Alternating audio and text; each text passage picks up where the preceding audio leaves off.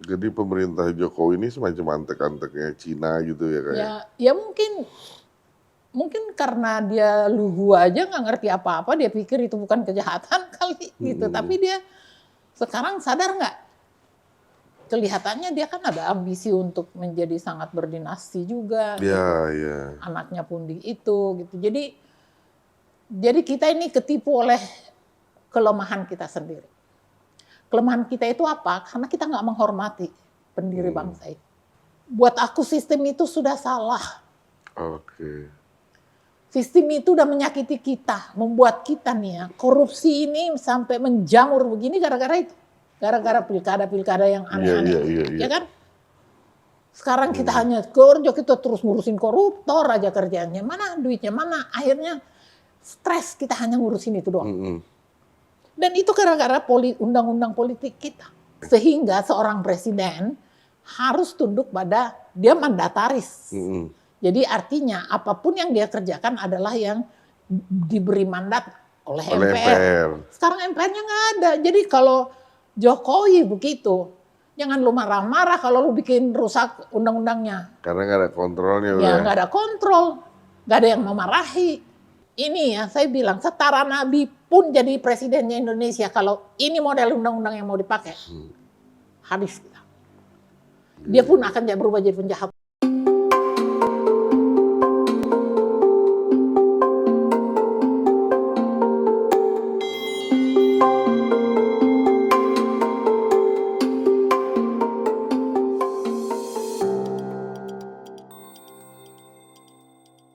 Assalamualaikum warahmatullahi wabarakatuh.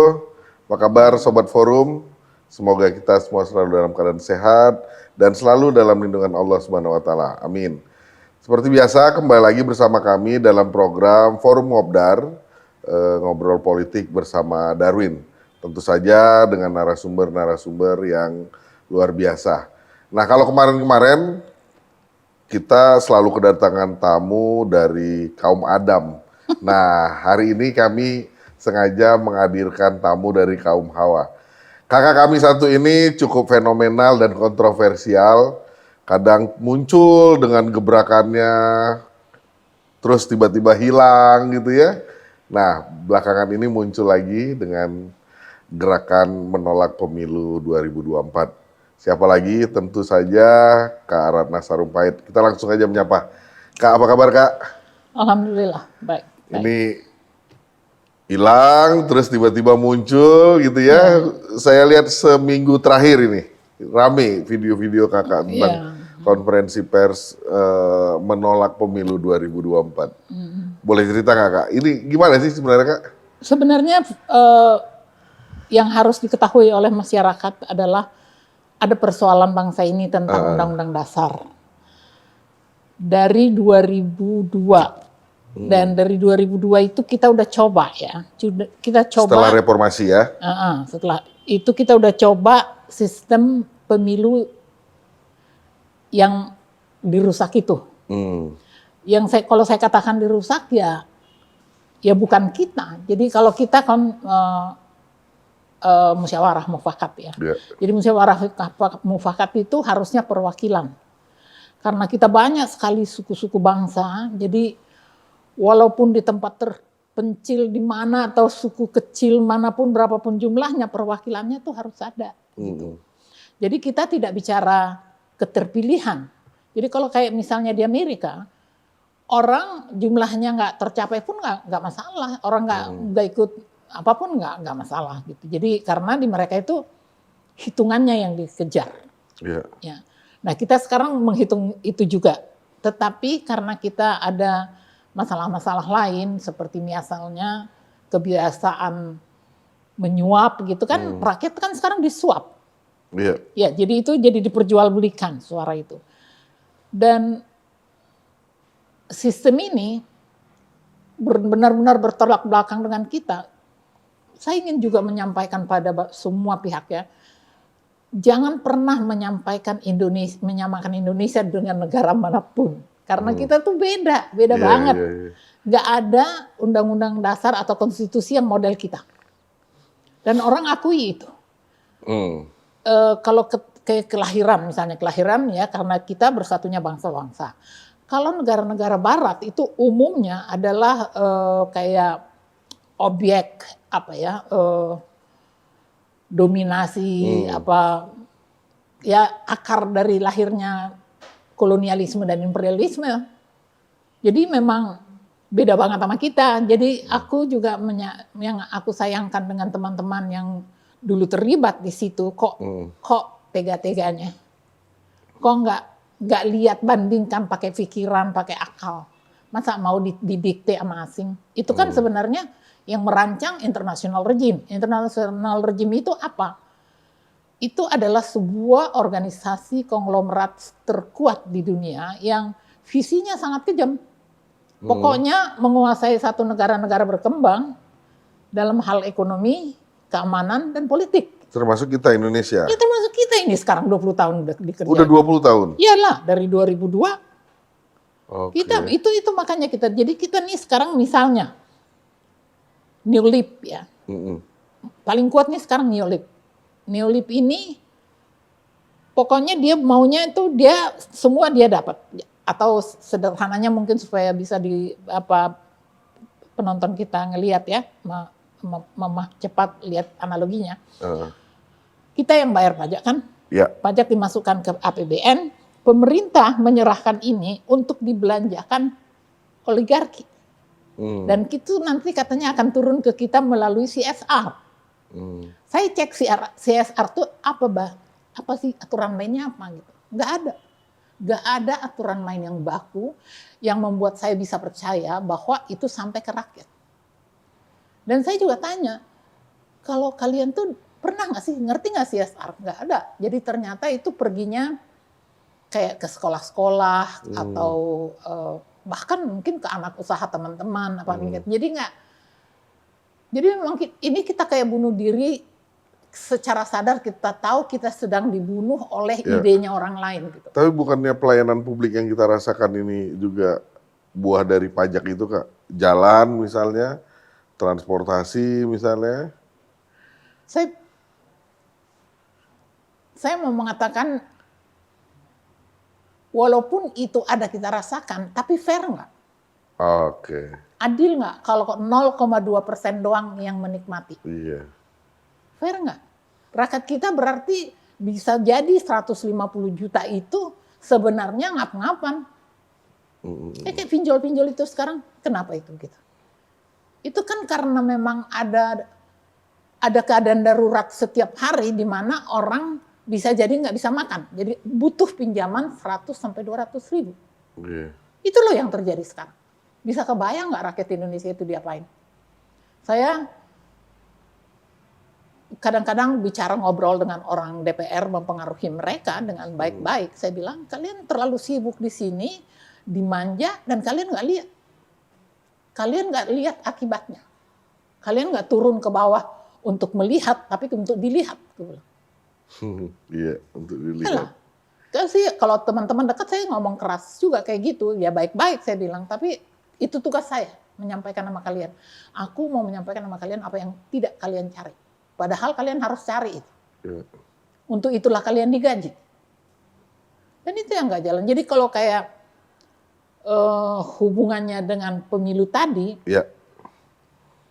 bagaimana kita masih menggunakan sistem ini sementara pemilu yang lalu aja ada 894 penjaga TPS meninggal. Meninggal loh. Bayangin nggak berapa orang tiba-tiba jadi janda, tiba-tiba jadi anak yatim kemana-mana.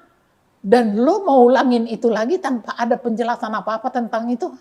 Kita kan dulu kita orang banyak yang menuntut pertanggungjawaban. Bahkan ada yang meminta otopsi. Nggak ada yang mengerjakan. Jadi menurut saya keledai aja nggak terjun ke lubang yang sama 2 kali. Yalah, janganlah, kasihan lah Indonesia ini. Indonesia ini bangsa yang menurut saya, kalau saya mempelajari semua tentang Indonesia, karena ya itu bidang aku ya. Kalau kita nggak bersyukur jadi orang Indonesia, kita ini orang paling bodoh. Dan cara bersyukur itu yang menghormati apa yang Tuhan kasih.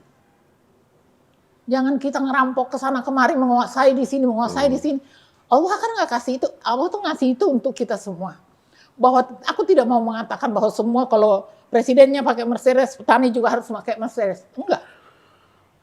Tapi equal. Nah, kembali ke itu Kak, ke pemilu tadi. Ini kan udah jalan nih prosesnya ya. Belum. Nggak persiapannya lah ya, persiapan menuju ke sana gitu. Kakak ngeliatnya gimana itu? Kalau Tapi kan sekarang aja belum mulai, kita sudah baca berita-berita tentang kecurangan, palsu. Lalu juga yang saya sangat khawatirkan sekarang dengan kejadian tenaga kerja asing yang terus disuplai ke sini, dan KTP-nya juga kita tahu beredar di mana-mana, dan orang, ini sekali saya mau minta maaf ya, ini saya akan bicara tentang Cina, tapi saya tidak bicara tentang orang Tionghoa yang sudah menjadi warga negara kita dan yang juga ikut membangun Indonesia. Ya. Tapi ada Cina yang sekarang berusaha seperti mau kayak neo invasi gitu, dengan cara-cara aneh. Ingat nggak pandemi? Semua kita dikurung di rumah. ya. Cina datang setiap malam, nggak apa-apa tuh. Padahal penyakit datang dari dia. Ya kan aneh. Strange to me, dan mungkin ya yang paling saya kaget kemarin sampai saya bikin 2 kali jumpa pers itu mengenai hutang. Enggak, mengenai hutang yang jebakan itu. Jadi ada jebakan hutang sehingga ternyata di Indonesia ini dalam waktu 5 tahun saja sudah ada 10 juta tentara merah Cina. Kebayang? Di Indonesia? Iya. Aku kirimkan itunya. Iya. Di Indonesia. Dan itu fakta. Dan itu dibicarakan di UI, di FISIP. Waktu mereka jumpa pers sebelum mulai. Jadi saya nggak tahu karena kebetulan juga itu ada diceritakan di situ bahwa saya mendengar katanya Pak Jokowi itu terima suap dari Cina supaya mau jadi presiden Indonesia. So, internasional regime yang merusak undang-undang dasar kita, Cina ngambil keuntungan. Ngerti nggak? Jadi yang ke siapa saya harus marah?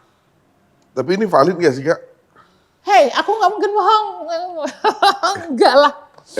Ya, karena kan sebenarnya memang ini bukan sesuatu yang baru ya. Apalagi era komunikasi, sekarang media sosial banyak video beredar gitu ya. Tapi kadang-kadang kita apakah ini emang sengaja diciptakan isu ini gitu aku atau juga memang nggak akan. Aku bukan orang, aku ini peneliti dan banyak pengamat termasuk di Amerika dari manapun, pengamat ASEAN misalnya, itu pasti saya berkomunikasi juga apa nih tentang obor nih gitu. Wah itu tipuan katanya, akan dimakan kalian katanya. Jadi pemerintah Jokowi ini semacam antek-anteknya Cina gitu ya kayak. Ya mungkin karena dia lugu aja nggak ngerti apa-apa, dia pikir itu bukan kejahatan kali gitu. Tapi dia sekarang sadar nggak? Kelihatannya dia kan ada ambisi untuk menjadi sangat berdinasti juga. Iya. Anaknya pun di itu gitu. Jadi kita ini ketipu oleh kelemahan kita sendiri. Kelemahan kita itu apa? Karena kita nggak menghormati pendiri bangsa itu. Akhirnya beginilah jadinya. Tapi kan dia udah mau habis nih masa jabatannya Kak. Nanti akan berganti ya dengan presiden lain gitu. Tetapi kalau presiden lain itu, kalau satu-satunya cara harus kembali ke Undang-Undang Dasar dulu. Karena kalau kita kembali ke Undang-Undang Dasar, apapun yang terjadi kemarin dianulir. Gugur demi hukum. Jadi aku udah ngobrol semua dengan tim kita kan, ini diapain? Jadi kayak saya bilang, ini masih mungkin ini dikembalikan yang 30 juta. Ya kalau kita kembali ke Undang-Undang Dasar 45, kita bisa berhubungan dengan PBB dengan apa untuk menyelesaikan masalah kita. Artinya gerakan menolak pemilu ini untuk arahnya ke sana gitu Kak? Ya, jadi sebab kalau ini diteruskan lagi kan nyambung lagi nih. Kalau nyambung lagi 5 tahun lagi, kuat nggak kita? Rakyat kita sekarang makannya dengan deg-degan pakai pinjol nunggu. Nah, di salah satu capres koalisinya itu mengusung tema perubahan nggak? Ya itu justru yang saya Koalisi perubahan itu. Kakak perubahan melihatnya apa? gimana? Justru that's why. Jadi aku ingin bertanya perubahan apa? Ya buka dari sekarang. Berani nggak? Kalau dia berani mengatakan sekarang aku mau kembali ke Undang-Undang Dasar 45 dan kita akan begini kan, kita akan begini kan, barangkali kita mikir juga benar nggak? Kita ajak bicara dia, kita dukung dia. Malah kita yang berbondong-bondong harus dukung orang yang berani itu, nggak ada kan? Artinya siapapun capresnya, pihak kakak akan tetap menolak pemilu 2024. Kita bahkan kepengen sebelum mulai September kita udah selesaikan. Oh gitu. Kalau misalnya upaya ini gagal, pemilu tetap berjalan, gimana kak? Akan ada jalan. Gini loh, kalau saya ini orang yang percaya banget, kalau kita berhenti berpikir atau kita berhenti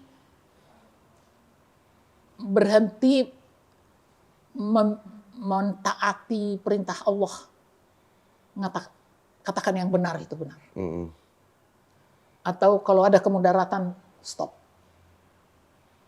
Jadi kalau kita berhenti, selama kita tidak berhenti, Tuhan akan selalu kasih jalan. Aku orang yang sangat begitu. Dan dengan cara itu aku meyakinkan semua orang. Awal-awal ada yang bilang ini, Ratna ini kayaknya tenang sekali ya, katanya. Karena bukan aku. Karena aku punya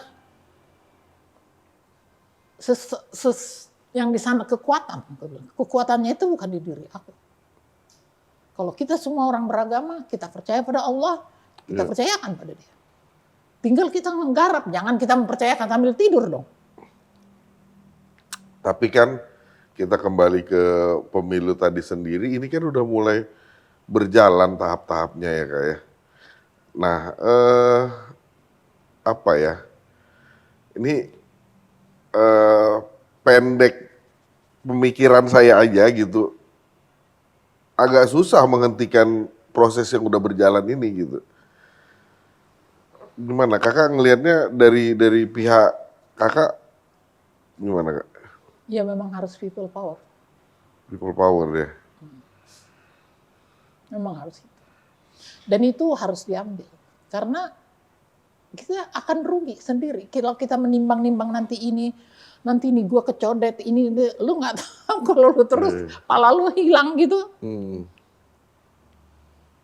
Kalau ya kayaknya nggak apa ya, di statement saya yang mengenai udah berapa kali saya bilang to people power, kenapa enggak?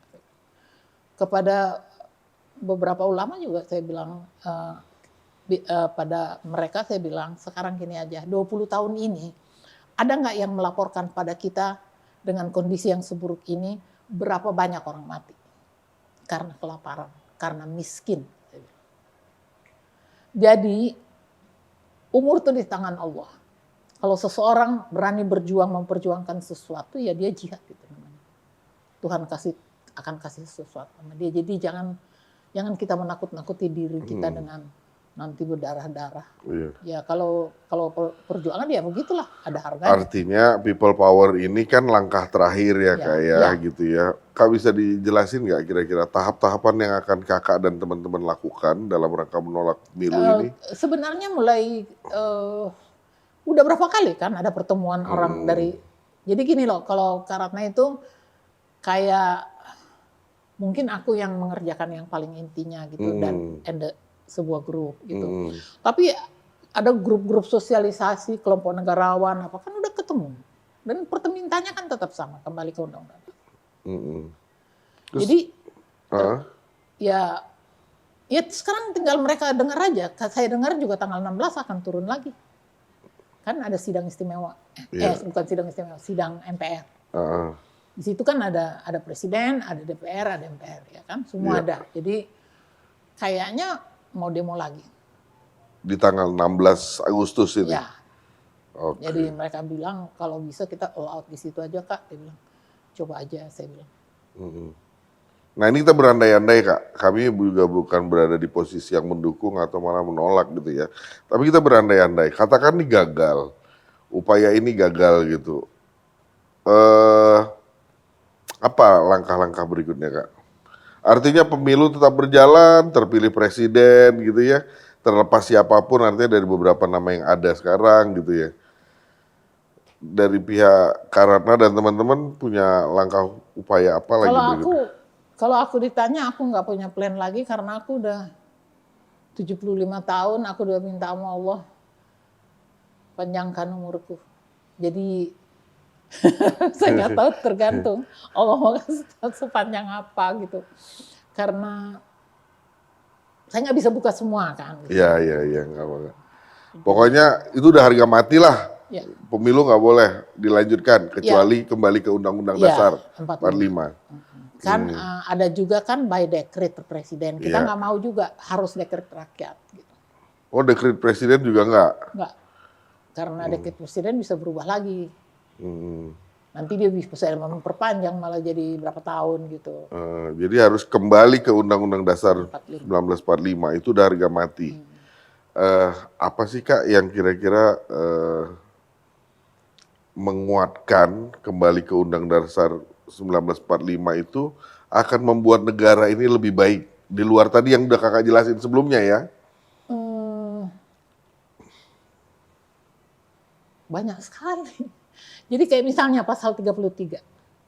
Ya, itu nggak ada yang berubah loh. Tapi ditambah satu pasal 33 ayat 4, di mana tertulis kata demokrasi. Terus demokrasi ini lah yang membuat orang-orang international regime atau siapapun menerjemahkan bahwa kekayaan Indonesia itu bisa dimakan sama semua orang gitu. Ya nggak begitulah. Enak aja loh. Kan Tuhan kasih Indonesia buat kita. Demokrasi kita membuat itu kita bagi, mau agamanya apa kek, mau warnanya apa kek, mau apa gitu kita bagi di sini. Jangan orang lain ngerampok dan kita dengan bodohnya. Sekarang aja kesalahan. Saya pikir orang Indonesia ini harus belajar, harus cerdas, harus mengesekolahkan anak-anaknya tuh dibikin ikatan dinas bekerja. Jangan akhirnya kita ini pendidikan kita yang buruk juga, sehingga orang dengan enteng kayak apa misalnya Bank Dunia mengatakan pendidikan di Indonesia itu buruk sekali katanya. Jadi yang aku mau katakan nggak bisa hanya balik itu dan balik gitu. Harus memang ada spirit yang baru. How we are going to appreciate it gitu. Sekarang mengapresiasinya kayak apa sih gitu. Jangan tiba-tiba ada yang mengatakan kita mundur dong. Ada satu tokoh lah ngomong gitu, saya dulu wartawan tanya sama saya, Mbak, itu katanya kembali ke undang-undang itu mundur. Emang aku suruh nyuci di kali, gue bilang gitu. Kan bukan itu konteksnya. Saya bilang mundur tuh mundur apa tahun, gue bilang. Udahlah, pokoknya buat aku kita sudah mengkhianati para leluhur kita, para pendiri bangsa. Dan kalau kita lihat, kalau kita baca benar-benar bagaimana bangsa ini terhormatnya dulu berseberangan dengan international regime, misalnya waktu international regime meminta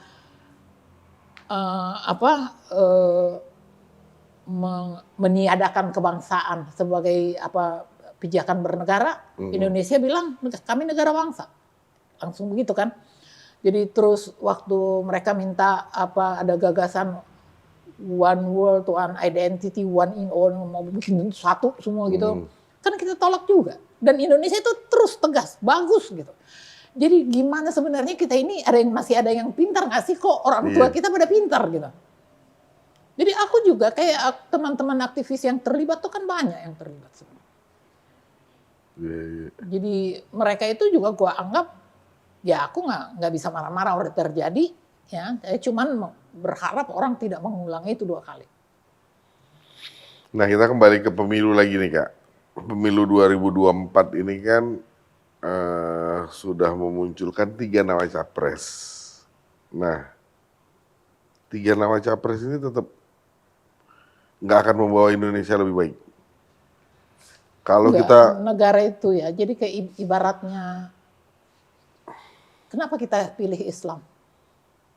Kenapa? Aku pilih loh Islam. Aku nggak lahir sebagai orang Islam.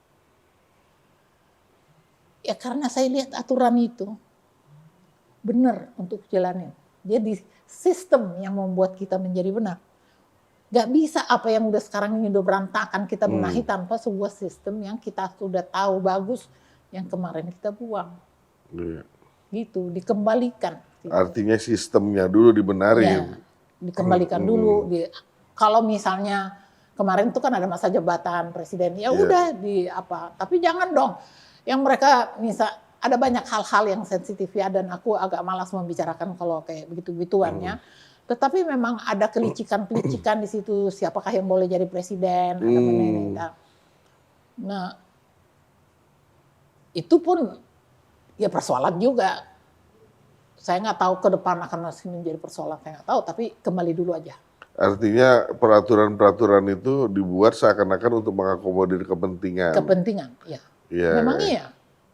Memang iya. Jadi ya iya dong. Sebenarnya kan sejarahnya international regime itu sepanjang masa pemerintahannya Soekarno-Hatta, Soekarno lah ya, kan dia yang terus. Itu nggak berkutik, nggak bisa tembus kita. Begitu Soeharto lengser, mereka bikin konferensi di Jenewa khusus membicarakan bagaimana membuat undang-undang investasi asing di Indonesia. Dan itu udah dipersiapkan tuh semua, ada organisasinya di situ. Sampai ada kementerian baru tuh kan, Kementerian Investasi. Sampai ya yang bikin apa dulu yang pengawas pemilu itu apa? Bawaslu, KPU. Bukan, yang pertama sekali independen. Apa namanya? Pokoknya itu bikinan mereka juga. Jadi disetting. Jadi orang-orang yang di sekitar Pak Harto itu juga, menurut saya juga pada berkhianat sebelum apa-apa gitu loh. Jadi kalau aku mau pelajari, aku menulis buku mengenai ini, nanti aku kirim kamu. Boleh Kak, boleh Kak. Itu judulnya Menatap ke Depan. Itu tentang Undang-Undang Dasar. Nah, jadi kembali ke tadi Capres 3 Kak. Ini mohon maaf sebelumnya Kak. Kita tahu di periode yang lalu kan Kakak sempat jadi pendukungnya Prabowo ya. Nah, kali ini Prabowo maju lagi nih. Kacamata Kakak melihatnya gimana?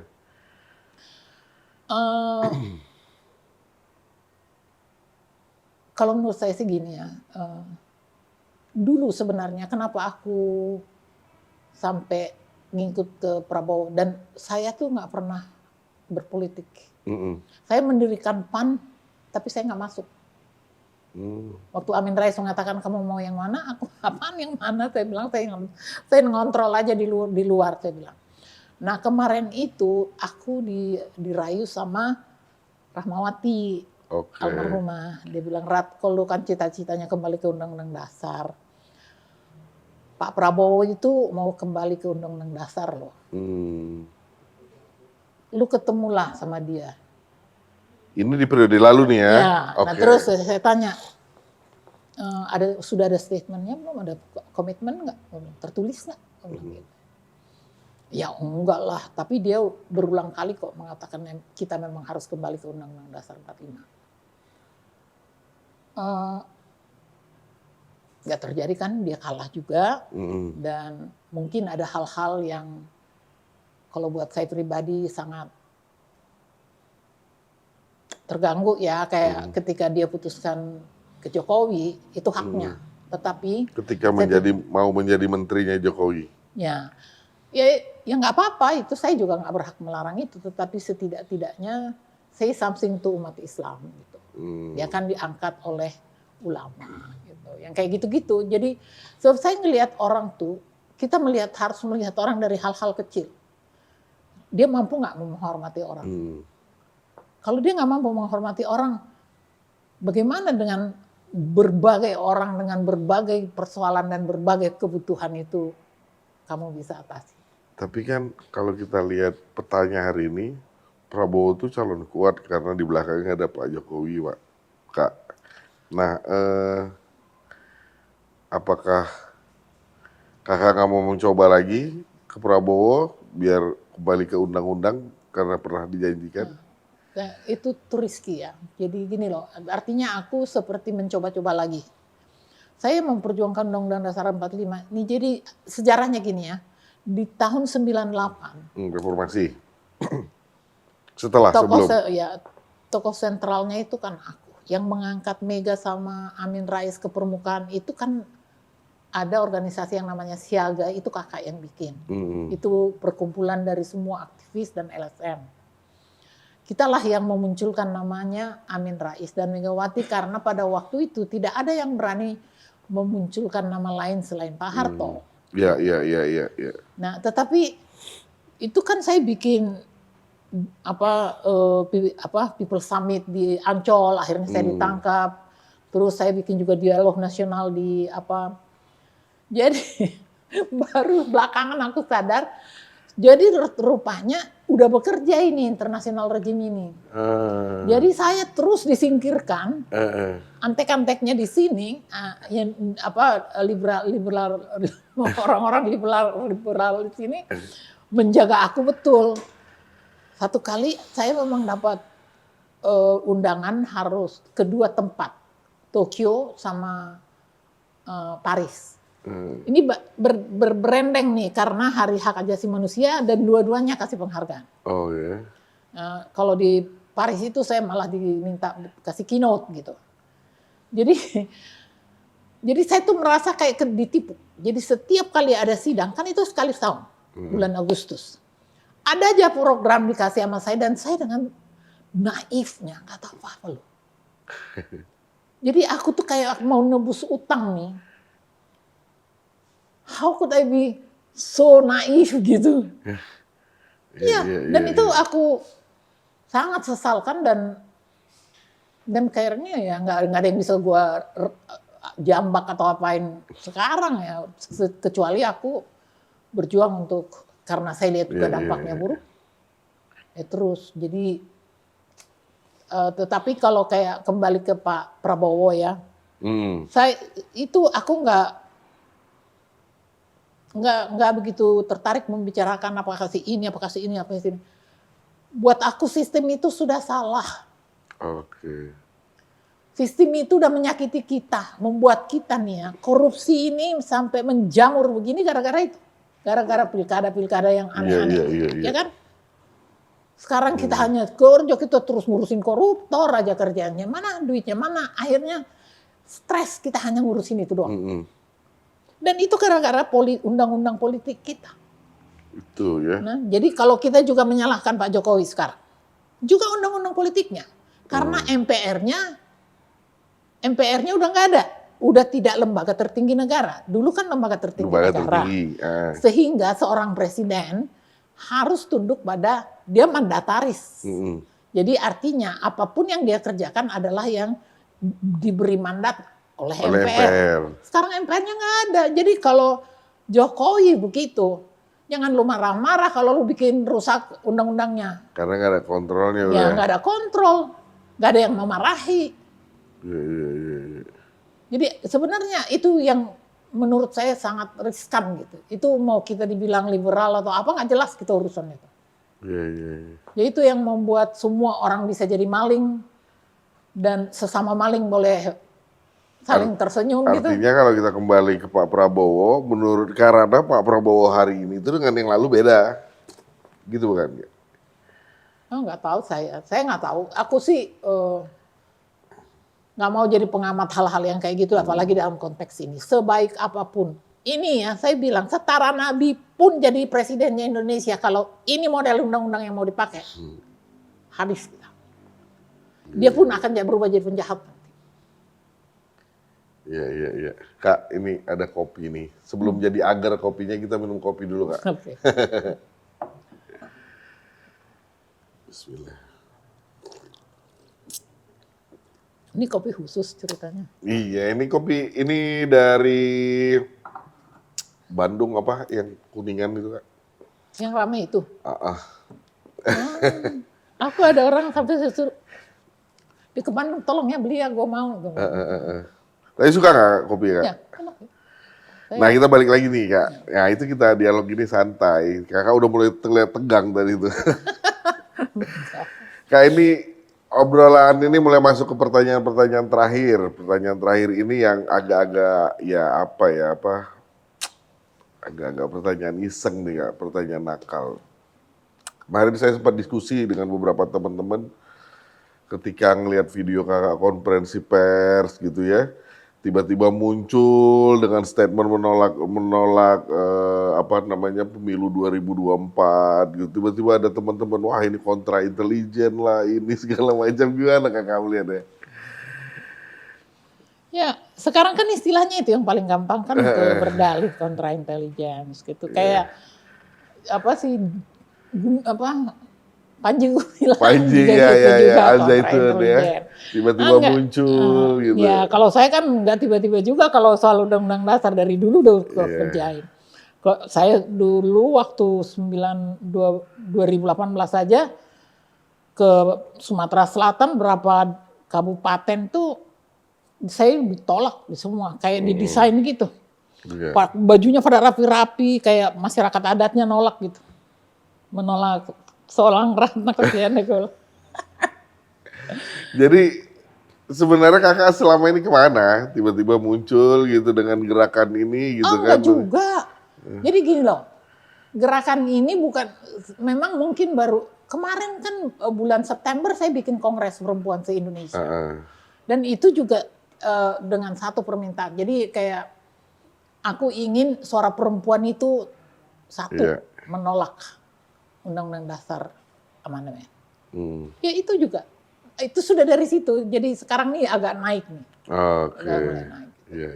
Dan aku berharap kesadaran itu kesadaran bersama gitu. Makanya sampai aku bikin drama misalnya. Jadi jangan orang mengira aku ini ngomong sendiri gitu.